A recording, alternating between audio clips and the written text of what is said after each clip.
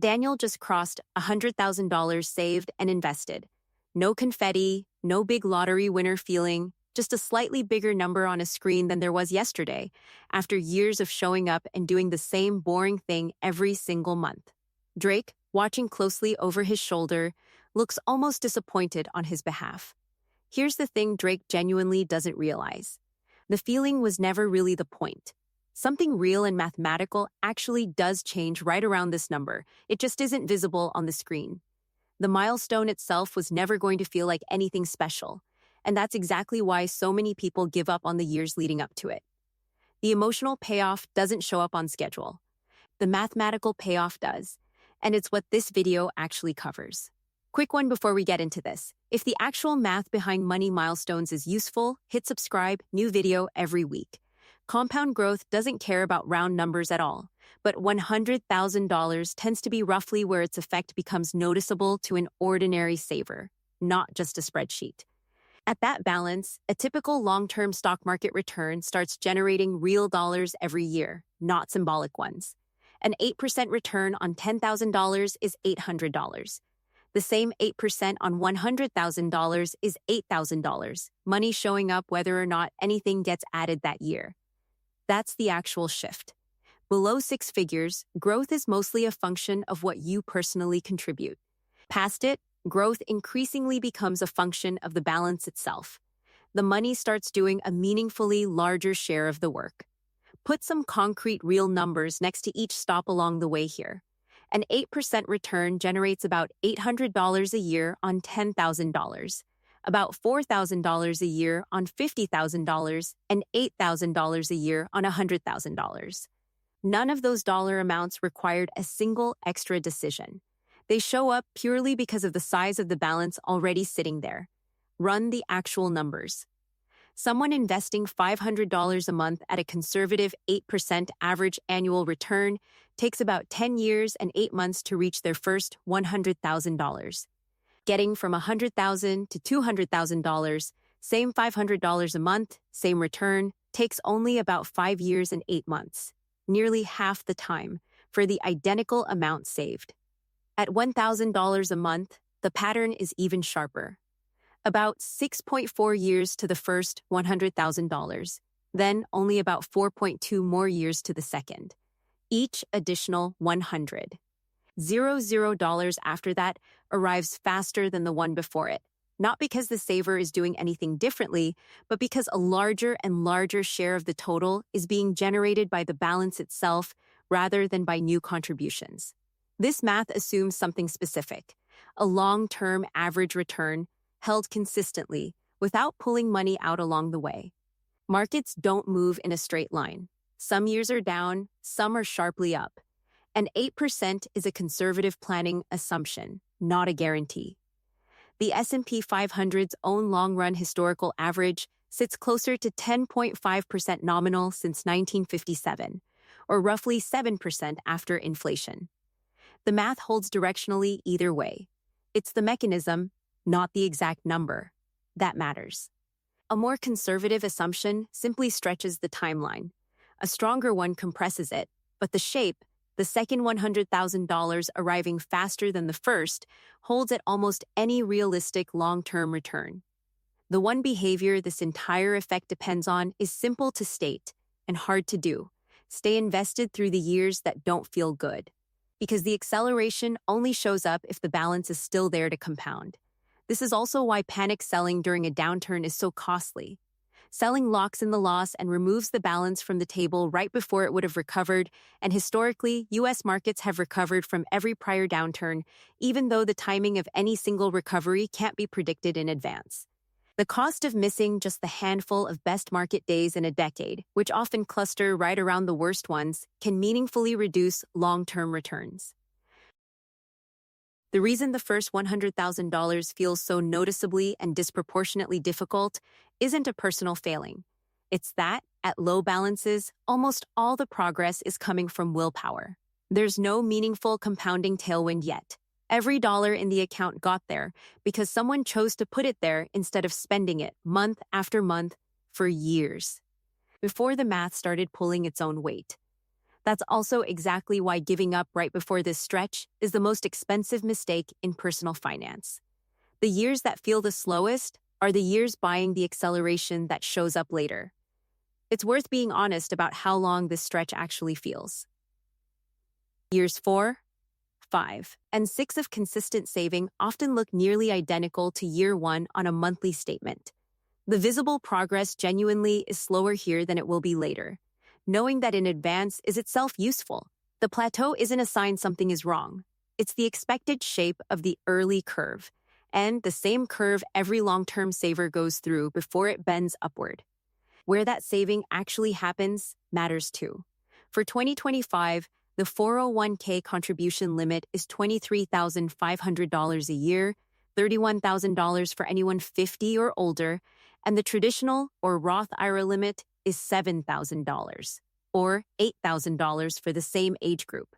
Contributions inside these accounts grow tax-deferred or tax-free depending on the account type, which means none of the compounding math discussed here gets quietly reduced by taxes along the way it can in a regular taxable brokerage account.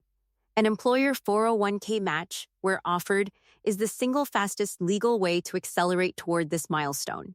It's an immediate, guaranteed return on the dollars contributed, before any market performance even enters the picture.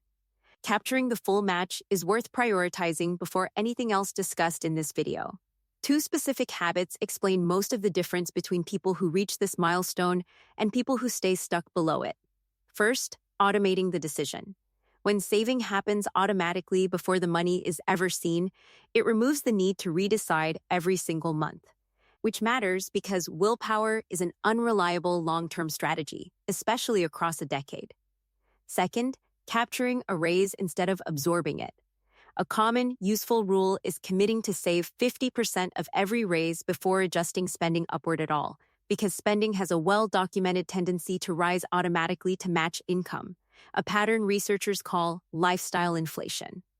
Without that rule, a raise quietly funds a bigger apartment or a newer car instead of funding the milestone, and the person doesn't necessarily feel like they're overspending, because the upgrade feels earned. It's simply where the extra money went instead. The compounding effect of this rule alone is significant on its own. Someone who banks half of every raise for a decade, rather than none of it, can meaningfully shorten the entire timeline discussed earlier, not because they're earning more in total, but because more of what they earn is actually reaching the account that's compounding, instead of reaching a landlord, a car dealership, or a subscription service first. Hedonic adaptation is worth naming directly, because it explains why buying more expensive things rarely buys lasting satisfaction. Research on this pattern is blunt about the timeline. A $60,000 car typically feels ordinary again within about 3 months. The excitement fades back to baseline, but the money spent on it doesn't come back. And it was money that could have been compounding instead. The second trap is the sunk cost fallacy, continuing to hold or fund something specifically because of what's already been put into it, not because of what it's actually worth going forward. I've already put so much in is not a reason to keep something. The money already spent is gone either way. And the only thing worth evaluating is what happens from here. A third pattern worth naming is present bias, the tendency to overvalue immediate rewards over future ones. I'll save next month feels reasonable in the moment because retirement is abstract and new shoes, a concert ticket, or a spontaneous trip all feel real and immediate. The practical fix researchers point to is the same one from earlier. Automate the decision so it's made in advance, before the in-the-moment version of anyone gets a vote. Related to this is FOMO spending, overspending on events, experiences, or investments specifically because of social pressure, not because the purchase was actually planned. A crypto rally everyone's talking about. A group trip that's suddenly happening. Concert tickets a friend group is buying together. The honest test researchers suggest is simple. Would this purchase still happen if nobody else knew about it? There's a risk that specifically increases as balances grow, and it's worth naming plainly: investment fraud. FTC data shows more than $7.9 billion lost to investment scams in a single recent year, with a median individual loss over $10,000, meaningful money, not pocket change. Scammers specifically target people who look like they have something to lose, and a visibly larger, more established balance can make someone a more attractive target, not a safer one. This is part of why keeping specific balance figures private rather than posting them publicly is a reasonable habit once a portfolio reaches a meaningful size. The practical takeaway is simple and doesn't require paranoia. Any offer promising unusually high, guaranteed returns is the single most common feature of these scams. A real, boring long-term return is the 8 to 10% range already discussed, not a guaranteed 30 or 40% from an unsolicited message. A second, quieter version of this same risk is unsolicited financial advisor outreach once a balance becomes visible on social media or in a public forum. Legitimate advisors don't need to cold contact strangers with urgent, time-limited offers. Anyone reaching out uninvited with pressure to act quickly is a reason for more scrutiny, not less. A genuine opportunity can wait a week for a second opinion. A scam usually can't. This entire video, top to bottom, assumes money is going into investments, not sitting next to high-interest debt. Average U.S. credit card interest runs around 21 to 22% APR, far higher than any realistic long-term investment return. Paying only the minimum on $5,000 of credit card debt at 20% APR takes more than 28 years to clear. No compounding investment return reliably beats that math. High-interest debt should generally be cleared before chasing this milestone, not alongside it. Practically, the milestone itself doesn't demand a new strategy. It demands more attention and slightly more discipline applied to the one already in place. A simple three-fund structure of U.S. stocks, international stocks, and bonds, checked and rebalanced periodically rather than obsessively, remains appropriate at $100,000 the same way it was appropriate at $10,000. What changes is that mistakes now cost more in absolute dollars, which makes consistency, not cleverness, the more valuable skill. For anyone who doesn't want to manage rebalancing manually, a target date fund does it automatically, gradually shifting the mix between stocks and bonds as a chosen retirement year approaches, without requiring an active decision every quarter. It's a reasonable default at any balance, but it becomes more valuable at six figures, where an unmanaged, drifting allocation has a real dollar cost if it's left unchecked for years. Expense ratios matter here too. Index funds typically charge 0.03 to 0.20% versus 0.5 to 1.5% for actively managed funds, a gap that compounds against a larger balance the same way returns compound in its favor.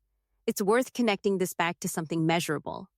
CFPB's own financial well-being research shows households earning $100,000 or more score an average of 60 on a well-being scale, compared to a 54 national average, specifically driven by feeling able to handle a major unexpected expense and feeling secure about the future. The milestone isn't just a number. It's genuinely correlated with feeling less financially exposed. The concrete step this week: run your own numbers. Current balance, monthly contribution, a conservative assumed return. Plug them into any free compound interest calculator, including the one on investor.gov, and see roughly how far away the next $100,000 actually is. For most people, the honest answer is closer than it feels, precisely because of the acceleration this video just walked through. It's a 5-minute exercise that replaces a vague feeling with an actual number. The first $100,000 is disproportionately hard because almost none of it comes from compounding. It comes from consistency. The second $100,000 arrives meaningfully faster using the same monthly habit because the balance itself starts doing real work. At $500 a month, that's roughly 10.7 years for the first stretch and 5.7 for the second. At $1,000 a month, roughly 6. 4 years, and then 4.2. The traps that derail this, lifestyle inflation, hedonic adaptation, sunk cost thinking, present bias, FOMO spending, and outright fraud targeting larger balances are all well documented and all avoidable. High-interest debt is the one thing that genuinely breaks the math and should be cleared first. None of the rest requires getting lucky.